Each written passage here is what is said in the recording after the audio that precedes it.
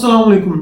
आज की वीडियो में हम बात करने वाले हैं साउथ साइप्रस की। देखिए साउथ साइप्रस क्यों हर बंदा हर कंट्री के लिए नहीं बना होता। अगर आपका ऑस्ट्रेलिया, कनाडा या फिर यूके वगैरह में एडमिशन नहीं हो रहा या फिर आप उसको अफोर्ड नहीं कर पा रहे, तो साउथ साइप्रस एक ऐसा कंट्री है जहाँ पे आपका चाहे गैप 10 से 15 साल का भी हो और आपका अगर आइल्स भी 4.0 है और अगर आपका पीटी में 43 है, इवन इसके बाद ये पासवर्ड और टोफल टेस्ट भी एक्सेप्ट करते हैं और आपके पासिंग मार्क्स भी 50% है और आप वीज़ा भी 100% चाहते हो, तो साउथ साइप्रस आपके लिए बेस्ट है। अब आपको पता है कि ऑस्ट्रेलिया, कनाडा से वीज़ा बहुत ज़्यादा रिफ्यूज़ हो रहे हैं, तो वो स्टूडेंट जो कि कहते हैं कि भाई हमारे पास 1 रुपया भी जो है ना लॉस करने की गुंजाइश नहीं है, तो आपके लिए साउथ साइप्रस एक बहुत बेस्ट डेस्टिनेशन है और ये गेटवे टू सेंजियन है।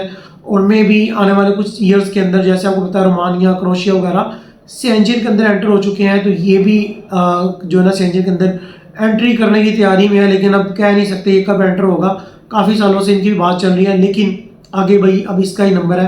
अब देखिए कितने सालों में होता है। अब इस वीडियो के अंदर हम डिटेल के साथ बात करेंगे कि साउथ साइप्रस में जाने के लिए आपका कितने साल तक का गैप भी चल जाता है, आपको पासिंग मार्क्स कितने चाहिए, आपको आइल्स कितना चाहिए, आइल्स के अलावा कौन कौन से टेस्ट रिक्वायर्ड है, स्टेटमेंट कितनी चाहिए, टोटल आपका बजट जो कितना आएगा और आपको प्रूफ ऑफ फंड्स वगैरह दिखाने की जरूरत पड़ेगी या नहीं, और इसके अलावा डॉक्यूमेंट टेस्टेशन के हवाले से भी ये कंप्लीट वीडियो के अंदर मैं आपको गाइड करूंगा। तो वीडियो को लाजमी पूरा देखिएगा और वीडियो को लाइक और शेयर जरूर कीजिएगा। अगर आपके माइंड में कोई क्वेश्चन हो आप हमें कमेंट्स कर सकते हैं या फिर हमारे व्हाट्सएप नंबर पर, हमारे बायो में नंबर होगा, उस पर कॉन्टैक्ट करके हमसे अपना प्रोसेस भी करवा सकते हो।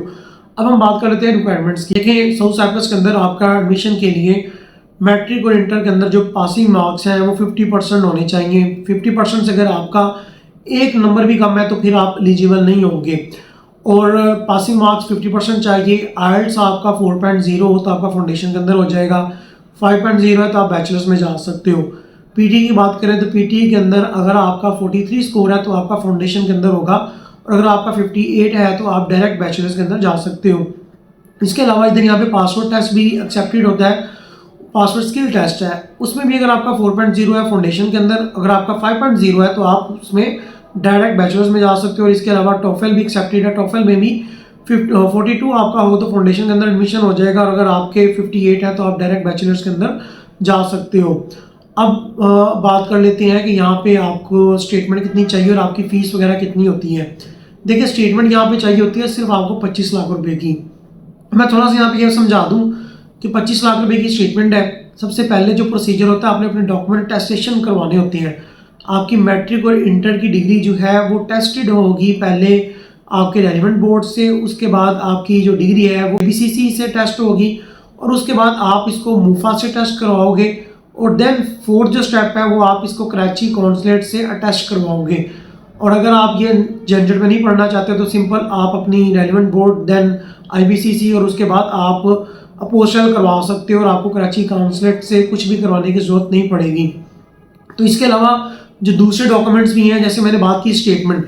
अच्छा, इसमें जो और डॉक्यूमेंट है जिनकी आपने टेस्टेशन करानी होती है, बेसिकली आपकी मैट्रिक की डिग्री होती है, आपकी इंटर की डिग्री होती है, देन आपने मेडिकल करवाना होता है, उसके बाद आपको पुलिस कलेक्टर सर्टिफिकेट चाहिए होता है, और यही और स्टेटमेंट वगैरह, और आपने अपना अकाउंट मेंटेनेंस लेटर लेना है।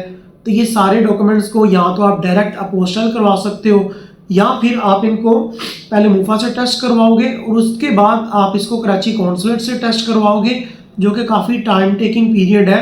तो लेकिन पोस्टल के अंदर आपसे पैसे ज़्यादा चार्ज करते हैं।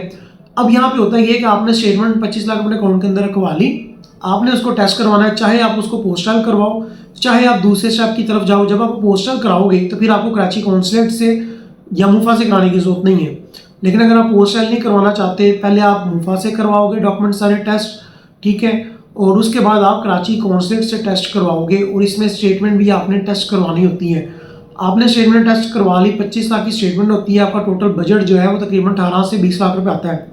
आप टेस्ट करवाने के बाद अपने उसी 25 लाख में से अपनी कॉलेज की फ़ीस दे सकते हो, अपना सारा प्रोसीजर कर सकते हो। और कॉलेज की जो फीसिस है यहाँ पे 5 से 6 हज़ार यूरो होती है। और मज़े की बात यह है कि अगर आप बैचलर्स के अंदर जा रहे हो तो आपकी फ़ीस पहले साल अगर 5,000 है तो नेक्स्ट ईयर आपकी फ़ीस 2200 यूरो होगी, और अगर आपकी फ़ीस 6,000 यूरो है तो नेक्स्ट 3 ईयर्स, सेकंड और थर्ड और फोर्थ ईयर आपकी फ़ीस सिर्फ 2,200 यूरो होगी, 2200 यूरो। लिविंग कॉस्ट यहाँ पे बहुत ही लो है। आप लिविंग कॉस्ट की बात करें तो आप बड़ा अच्छा खुला खुला खाना पीना भी करें तो 400 यूरो से ज़्यादा नहीं है। और अगर आप अपनी कॉलेज की फ़ीस डाल लो 200-300 यूरो वो ऐड कर लो तो आपका 600 यूरो के अंदर यहाँ पे लो बजट के अंदर बड़ा ही इजीली गुजारा हो जाता है। और अगर हम बात कर ले अर्निंग के हवाले से, तो अर्निंग के हवाले से भाई आप यहाँ पे 1200 से लेके 1500 यूरो तक कमा सकते हो। और डिलीवरीज के अंदर कुछ स्टूडेंट्स ने मैं बताया कि वो 2-2 हज़ार यूरो भी कमा रहे हैं।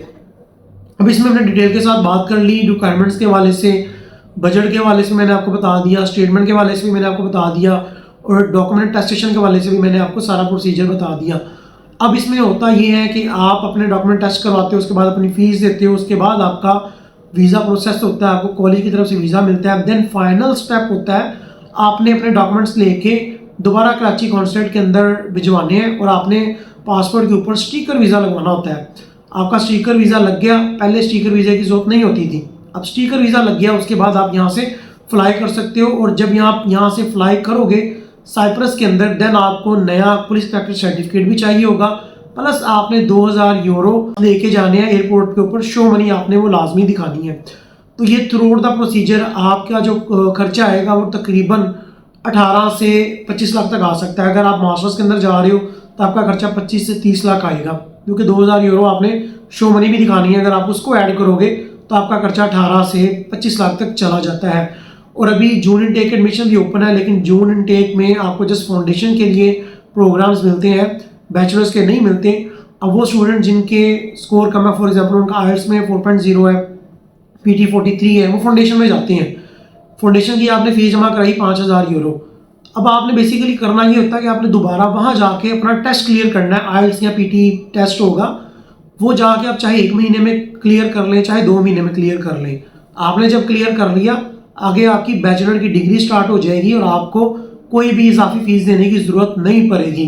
ठीक है, काफ़ी स्टूडेंट्स को फाउंडेशन के हवाले से ये होता है कि शायद हमने फ़ीस भर दी, हम टेस्ट पास करेंगे, देन अगेन फिर हम नई फीस भरेंगे, बैचलर स्टार्ट करेंगे। ऐसा नहीं है, आपकी वही फीस होगी, आपने जस्ट टेस्ट क्लियर करना है। वहाँ जाके आप 1 महीने में कर लें, 2 हफ्ते में टेस्ट क्लियर कर लें, उसके बाद आगे आपकी बैचलर्स की डिग्री इसी पैसों के अंदर, इसी फीस के अंदर स्टार्ट हो जाएगी। अगर आपने अपनी फ़ीस जो है वो जून इनटेक के लिए दी है, देन नेक्स्ट जून के अंदर आप अपनी नेक्स्ट इंस्टॉलमेंट पे करोगे। तो आई होप कि आप लोगों को वीडियो के अंदर कंप्लीट जो है ना समझ आ गई होगी। जो भी क्लाइंट इंडस्ट्री है हमारे जो है ना वीज़ाज भी आना शुरू हो गए हैं, स्क्रीन के ऊपर आपको नज़र आ गया होगा। ठीक है, ये फरवरी इनटेक के जो हमारे स्टूडेंट्स हैं उनके वीज़ाज भी आने लगे हैं, स्टिकर वीज़ा के लिए आगे प्रोसेस करवा रहे हैं। तो जो भी क्लाइंट इंडस्ट्री है अपना प्रोसीजर हमारे थ्रू करवा सकता है। ऊपर नंबर आ रहा होगा, या फिर आप हमारे बायो में जाके मेरा नंबर लेके हमारे थ्रू अपना प्रोसीजर करवा सकते हो। मिलते हैं नेक्स्ट वीडियो में, अंटिल देन टेक केयर, अल्लाह हाफिज़।